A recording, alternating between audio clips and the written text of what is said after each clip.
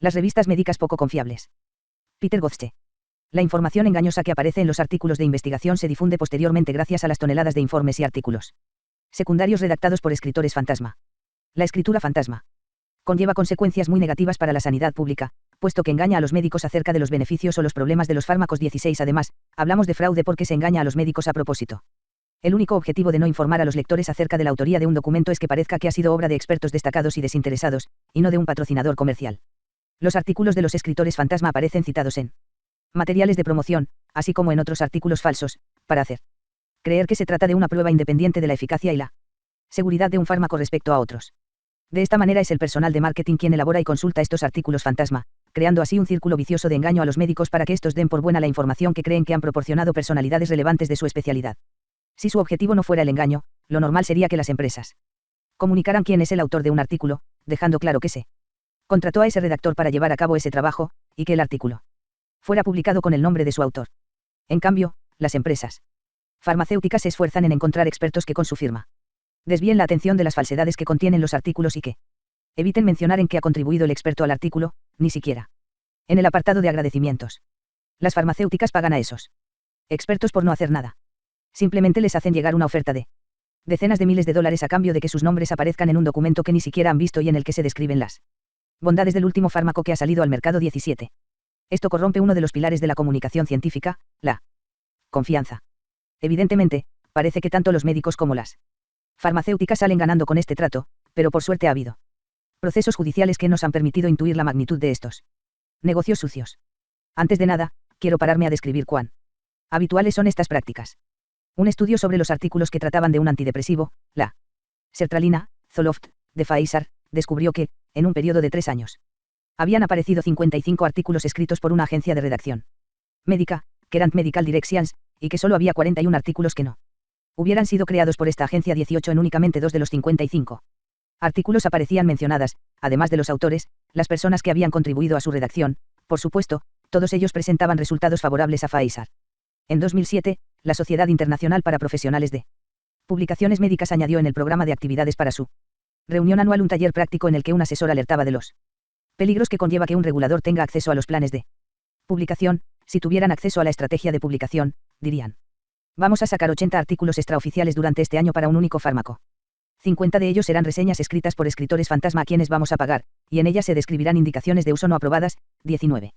Tuvimos acceso tanto a los protocolos como a las publicaciones de 44 ensayos iniciados por la industria farmacéutica, y usamos nuestra muestra para analizar el fenómeno de los escritores fantasma. 20. No encontramos ningún protocolo ni publicación que especificara que sus autores fueran investigadores clínicos. Además, en ningún protocolo se mencionaba que sus investigadores hubieran formado parte del proceso de análisis de los datos. En cambio, si hallamos pruebas de escritores fantasma en el 75% de los ensayos, un porcentaje que ascendió al 91% cuando incluimos los casos en que aquellos que cumplían los requisitos para ser los autores aparecían en el apartado de agradecimientos pero no como sus autores. En la mayoría de los ensayos que analizamos, los autores fantasma que pudimos identificar eran estadísticos, aunque probablemente pasamos por alto muchos otros, ya que la información de la que disponíamos era demasiado escasa como para identificar posibles omisiones de otras personas cuyo perfil concordase con la autoría de los documentos. El protocolo de un ensayo clínico es un documento de gran importancia. Pero, a pesar de eso, su autoría solo aparecía mencionada en 5 de ellos. Ninguna de esas personas, todas empleadas de la farmacéutica, aparecían como autores de las publicaciones, ni siquiera eran mencionadas en los agradecimientos, a pesar de que uno de los protocolos decía que el autor de este protocolo será incluido en la lista de autores. Parece ser que los escritores fantasma trabajan en la sombra y les da miedo la luz. Una buena solución al problema de la gran cantidad de escritores y colaboradores fantasma sería que en el mismo documento se explicitara quién ha hecho qué, como ocurre en los créditos de las películas. Esto fue idea de Draman Dreni en el año 1996, y fue la revista The Lancet quien lo puso en práctica un año más tarde. 21. Aquí tienen un ejemplo. La señora Yankee ideó y diseñó este ensayo, además de recoger, analizar e interpretar los datos y de redactar el artículo. El Dr. Dreni ayudó a perfeccionar el concepto y su diseño, y colaboró en el análisis de los datos y en la revisión del artículo, con importantes contribuciones intelectuales. De acuerdo con los criterios de autoría reconocidos internacionalmente, las personas que aparecen como autores deben haber contribuido de alguna de las formas siguientes: a. en la concepción y el diseño del artículo, o en el análisis y la interpretación de los datos; b. en la versión preliminar del artículo, o en su revisión crítica mediante importantes contribuciones intelectuales; y c. con su aprobación de la versión final del artículo anterior a su publicación. 22. Estos criterios permiten determinar si a los autores de artículos de investigación originales que aparecieron en The Lancet les corresponde efectivamente su autoría. A pesar de que Young et al. Utilizaron una definición muy conservadora de coautoría, el 44% de los autores no cumplían estos criterios tan indulgentes. 22. Los ensayos basados en las opiniones de la gente subestiman los posibles problemas debido al sesgo de deseabilidad social. No obstante, uno de esos ensayos descubrió que entre los artículos publicados en las 6 principales revistas médicas, el 13% eran obra de autores fantasma y el 21% contaban con coautores fantasma. 22. David Healy ha explicado hasta dónde llega la franqueza de las empresas farmacéuticas con los médicos. Nuestro redactor fantasma ha preparado un primer borrador del informe basándose en sus publicaciones hasta la fecha. Adjuntamos el documento. Cuando Healy no estaba conforme con alguno de los informes acerca de un fármaco y sugería algunos cambios, la empresa le respondía diciendo que acababa de perder puntos de relevancia comercial, y publicaba el artículo firmado por otro especialista. 23.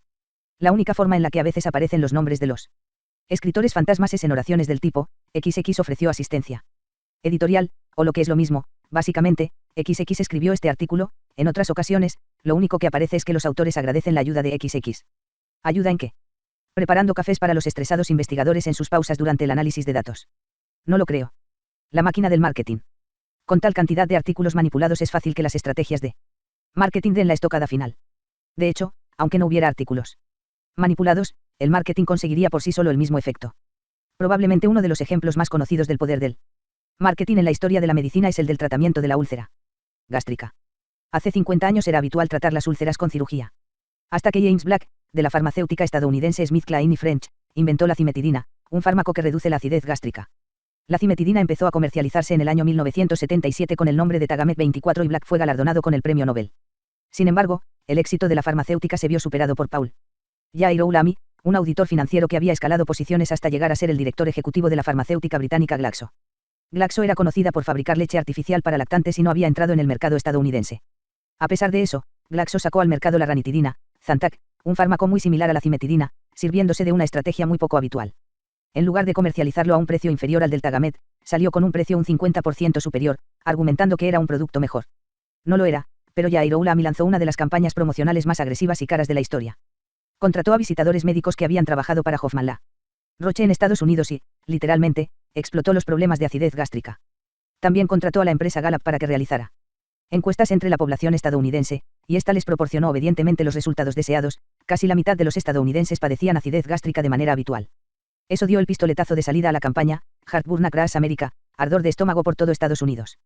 Glaxo contrató, además, a una famosa actriz para que explicara a la sociedad cómo le había ayudado el hecho de tomar Zantac. Al cabo de 3 años las ventas de Zantac ya superaban a las del Tagamet, y se convirtió en el fármaco más vendido del mundo. Yair-Oulami fue armado caballero por la reina Isabel. Este parece más un argumento demoníaco para una novela de ficción que un hecho verídico, pero lamentablemente estos hechos ocurrieron, y prueban que una buena estrategia de marketing puede vencer incluso a un premio Nobel. Este hecho cambió la industria farmacéutica por siempre jamás, como se suele decir en los cuentos infantiles, y supuso el comienzo de una nueva era caracterizada por el despilfarro del dinero de los contribuyentes, gran parte del cual se destina al marketing y una muy reducida a la innovación. Las empresas farmacéuticas institucionalizaron el engaño 24 y Pfizer estableció el récord de comportamientos poco éticos, desde su creación. En 1849, Pfizer ha mostrado siempre una habilidad especial para conseguir que la gente tomara cada vez más medicamentos, por lo que no me sorprende que acabase siendo la mayor farmacéutica del mundo. Cuando su director ejecutivo dejó el cargo en 2000, declaró haberse comprado un barco tan grande que no tenía dónde amarrarlo, por lo que tuvo que comprarse también un puerto 24. A la mayoría de los médicos se les pasan por alto esas estrictas medidas de control, pero sus pacientes parecen estar más alerta. 25. Uno de mis pacientes examinó la receta que le entregué, y a continuación se fijó en la elegante pluma que había utilizado para firmarla. En ambos aparecía el nombre de la misma farmacéutica. No dijo ni una palabra, pero era evidente que se le pasó por la cabeza en ese momento. La industria farmacéutica es la principal fuente de información de los médicos de cabecera. 11-26-27. En un estudio, el 86% de ellos declararon que aceptaban hablar con visitadores médicos. En Australia, el 86% de los médicos especialistas se habían reunido con algún visitador durante el último año. 28. Después de esas visitas. 29. Es habitual que les dejen muestras gratuitas de sus productos, una técnica muy eficaz para conseguir que los médicos receten los fármacos más caros. Este es el motivo por el cual las muestras gratuitas supusieran, en 2004, una cuarta parte del dinero que las farmacéuticas destinaron a la promoción de sus productos. 3 grados. El hecho de regalar una caja de muestra es todo un gesto de amabilidad. Sin embargo, hay médicos que las venden a sus pacientes, o que las facturan al gobierno para que se las reembolsen. 3 y 32. Los médicos son inexplicablemente ingenuos en ese sentido, y no se dan cuenta de hasta qué punto son manipulados. Muchos de ellos creen que la información proporcionada por las farmacéuticas les es de utilidad. 7,33-35. Cuando se les pregunta, a veces se cuestionan la objetividad de la industria, pero creen sin embargo que la información que reciben de ella es precisa, y en todo caso se consideran capaces de detectar qué informaciones son veraces y cuáles son falsas. 7 Tal como se ha demostrado en multitud de estudios, en realidad los médicos no son capaces de detectar la información falsa de la veraz. 6,33,35 Y es normal, porque toda la información que les llega es falsa. 35. Los especialistas creen que sus prescripciones obedecen a la bondad de los fármacos, pero hay estudios que demuestran que sus convicciones tienen más que ver con los reclamos publicitarios. Una encuesta realizada a 85 especialistas, un tercio de los cuales practicaban la medicina interna, mostró que el 71% de ellos creían que la alteración del flujo sanguíneo cerebral era la principal causa de la demencia senil, y solo un tercio de los especialistas afirmaron que los vasodilatadores cerebrales eran útiles para tratar a los pacientes geriátricos confusos. 26 No obstante, la demencia no está causada por la alteración del flujo sanguíneo, y estos fármacos no tienen ningún resultado. Increíble. La mitad de los especialistas encuestados también creían que el propoxifeno, un derivado de la morfina, es más eficaz que la aspirina, cuando en realidad es peor, y de hecho no mucho más efectivo que un placebo. No creo que estos mismos médicos fueran a comprarse una lavadora que costara 10 veces más que las demás por el simple hecho de que su fabricante la comparara con los modelos más baratos para afirmar que su lavadora es la mejor del mercado. Pero parece que la sanidad es diferente. Los médicos no son económicamente responsables de los productos que recetan, y debido a esto a menudo escogen fármacos que son 10 veces más caros que otros que llevan más tiempo en el mercado, y ello a pesar de que solo dispongan de la información que les proporciona la empresa que los comercializa. La industria destina una gran cantidad de dinero al marketing por el simple hecho de que funciona. Hace unos 20 años, las farmacéuticas se gastaban entre $8.000 y $15.000 anuales en cada médico de Estados Unidos. 36 El gasto actual supera los $1.000 millones anuales solo en ese país, y hay un representante por cada 5 médicos especialistas. Además, si tomamos una muestra aleatoria de doctores, comprobaremos que el 12% de ellos habrán recibido incentivos económicos por participar en ensayos. Y somos todos nosotros quienes, por medio de los impuestos, lo financiamos. Y no me refiero únicamente a extravagantes campañas de marketing, sino también al reembolso del precio de los fármacos debido a que son tan caros que los pacientes no pueden comprarlos. Los encuentros con los visitadores médicos hacen aumentar las solicitudes de inclusión de sus fármacos disponibles en el centro sanitario, a pesar de que la mayoría de ellos supongan una mínima o nula mejora con respecto a los fármacos disponibles. También conlleva el aumento de los costes de compra de fármacos y una disminución de las recetas de genéricos, además de otras formas de receta absurdas. 33 Tal como demostró un estudio, los especialistas que se reunían con visitadores y los que recibían dinero de ellos eran más proclives a solicitar la inclusión de nuevos fármacos en la lista del centro hospitalario, con una razón de posibilidades de 13 y 19, respectivamente, que los que no atendían a esas visitas. 37. De igual forma, las comidas pagadas por empresas farmacéuticas también hacen aumentar las solicitudes, incluso cuando la información proporcionada es errónea. 33 En un estudio realizado a los visitadores médicos, sabían que estaban siendo grabados, el 11% de las explicaciones sobre el fármaco de la empresa eran erróneas, y siempre iban a favor del fármaco, mientras que en ningún caso resultaban favorables a los fármacos de la competencia. 34 Todo indica que, en ausencia de grabadoras o testigos, las mentiras que cuentan a los médicos son muchísimo más frecuentes. Cada vez que se han realizado estudios sobre el tema se han encontrado relaciones de dosis-respuesta. 33 Por lo tanto, cuanto más expuestos están los médicos a la influencia de las farmacéuticas, más consecuencias negativas experimentan sus pacientes y las economías nacionales. La realidad de los llamados programas de formación tampoco es mucho mejor. En todos ellos, la información del fármaco de la empresa que financia el acto es siempre mejor, y por lo tanto la tendencia a recetarlo se decanta a su favor. 33. Uno de los mejores regalos de las farmacéuticas es invitar a los médicos a unas vacaciones pagadas en un complejo turístico de alto nivel. En uno de esos viajes con todo incluido al Caribe, se presentó a los médicos un nuevo antibiótico y un nuevo fármaco cardiovascular intravenoso. 38 Solo uno de los 20 médicos invitados al viaje reconoció que podía haberse influido a la hora de recetar. Los otros 19 lo negaron. No obstante, su uso en los hospitales se triplicó con creces en el caso del antibiótico, y se dobló ampliamente en el caso del segundo. En contraste, los patrones de uso de estos fármacos a nivel nacional apenas se vieron alterados. Es interesante ver que los nuevos fármacos no reemplazan los ya existentes, lo que ocurre es que aumenta el uso de fármacos, de la misma forma que ocurre en otros casos, como el de los AINE, véase el capítulo 14, y los ISRS, véase el capítulo 17. Por alguna razón el nombre de esos fármacos nunca se desvela, y sin embargo los gerentes de los hospitales y los contribuyentes pagan por este tipo de viajes un precio mucho más elevado del que les supone a las empresas farmacéuticas. A nadie puede sorprender que una de las principales fuentes de ingresos de las empresas farmacéuticas sean los fármacos de imitación. Pocas veces son mejores que los fármacos que ya existen. 2,39 Pero este dato no aparece nunca, ya que la industria evita llevar a cabo estudios comparativos directos con fármacos similares, y la mayoría de los que se han realizado han sido amañados. 2,15,40,41 Los ensayos financiados públicamente que comparan nuevos fármacos con los ya existentes casi siempre demuestran que, efectivamente, hemos desperdiciado grandes sumas de dinero por fármacos que no son ni mejores ni más baratos que los que ya existen en el mercado. 40-45. Un estudio realizado en la Columbia Británica demuestra que incluso si se utiliza una definición muy holgada de lo que significa progreso terapéutico, el 80% del aumento en el desembolso de fármacos entre 1996 y 2003 fue a causa de nuevos fármacos patentados que no suponían ninguna mejora relevante para los pacientes 39 si únicamente la mitad de todos esos fármacos de imitación tuvieran un precio similar al de los fármacos alternativos. La Columbia Británica se hubiera ahorrado nada menos que una cuarta parte de su gasto total en fármacos de venta con receta. Los médicos afirman que no se toman demasiado en serio los anuncios de fármacos que aparecen en las revistas médicas, pero quieran o no influyen en ellos. Si no fuera así, no aparecerían en las revistas. En 2003 se publicó un artículo en el que se analizaban un total de 287 anuncios de fármacos contra la hipertensión e hipolipemiantes, de los cuales 125 disponían de bibliografía 46. Sin embargo, 23 de estas referencias bibliográficas no eran recuperables, ya que se referían a información clasificada o a monografías no disponibles. Además, 45 de esas citas referenciadas no iban acompañadas de la referencia real, por lo que se trataba de pura parafernalia para que el anuncio tuviera un aspecto más científico. Otro análisis de 109 anuncios a toda página que aparecían en las 10 revistas médicas más importantes reveló que en la mitad de los casos inducían a los médicos a recetar estos productos aunque no dispusieran de otra información acerca de ellos. 47.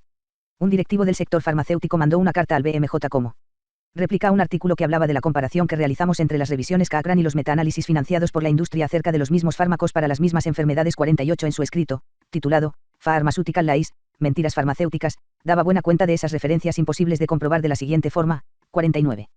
Tenemos médicos de todo el mundo que viajan a Australia en primera clase, y con todos los gastos de un viaje de lujo pagados, que cuentan todas las bondades posibles acerca de un fármaco determinado. Pero si alguien lee la letra pequeña de los panfletos que reparte la farmacéutica, verá que la mayoría de las referencias que aparecen son confidenciales, o han sido presentadas en la sesión nocturna de alguna conferencia para cardiólogos celebrada en Dartford. Como director médico de una empresa farmacéutica enseguida aprendí cómo hacer que las revistas médicas publicaran todos nuestros artículos a cambio de comprometernos a comprar 2.0 copias de la revista a $10 la unidad. Como última prueba, un análisis sistemático de 58 estudios demostró que la información proporcionada por la industria farmacéutica conlleva un incremento de recetas, así como costes más elevados y una menor calidad a la hora de recetar. 50. Deberíamos exigir a nuestros dirigentes que prohibieran la publicidad farmacéutica por los daños que provoca. 33. 38,51, 52. Como lo hicieron con las tabaqueras, cuyos anuncios ahora están prohibidos. Las empresas farmacéuticas se sirven de la retórica del liberalismo para defender el derecho a publicitar sus productos, pero el liberalismo trata del derecho de las personas a hacer lo que quieran siempre y cuando no perjudiquen a los demás, y no de que las empresas estén en su derecho de provocar terribles daños a la sociedad con total impunidad. 11. Lo cierto es que muchos médicos están de acuerdo en que no debería permitirse que los visitadores actuaran como ponentes. 23. Pero esto es bastante incongruente, ya que la mayoría de ellos aceptan sus visitas semana tras semana. 33. Y la situación va de mal en peor. En 2004 se celebraron 237.000 encuentros y conferencias en Estados Unidos, financiados por empresas farmacéuticas en los que participaron médicos en calidad de representantes, y otros 134.000 cuyos ponentes eran visitadores. Solo 6 años antes, los médicos y los visitadores dieron aproximadamente 60.000 conferencias de forma conjunta. 53. También debemos hablar de los mensajes planificados. La industria farmacéutica cuenta con multitud de blogueros a quienes paga para que publiquen el material corporativo como si fuera su opinión crítica, y buena parte de los principales medios de comunicación tienen lazos con la industria. Es el caso, por ejemplo, de James Murdoch, hijo de Rupert Murdoch, quien formaba parte de la junta de GlaxoSmithKline, o la directora ejecutiva de Time Inc., Laura Lang, quien había sido empleada de Pfizer y de Bristol Myers Squibb. Esto ayuda a entender los motivos por los cuales a menudo leemos artículos totalmente acríticos que son producto de un simple copiar y pegar de las notas de prensa que emiten las farmacéuticas describiendo las maravillas de sus fármacos. Los medios de comunicación son tan poderosos como la propia industria farmacéutica, por lo que cuando ambos juntan sus fuerzas, el resultado es un listado de falacias, a cual peor. La industria, de hecho, llega incluso a hacer lo imposible para modificar las entradas de Wikipedia a fin de que allí también aparezcan informaciones afines a las farmacéuticas.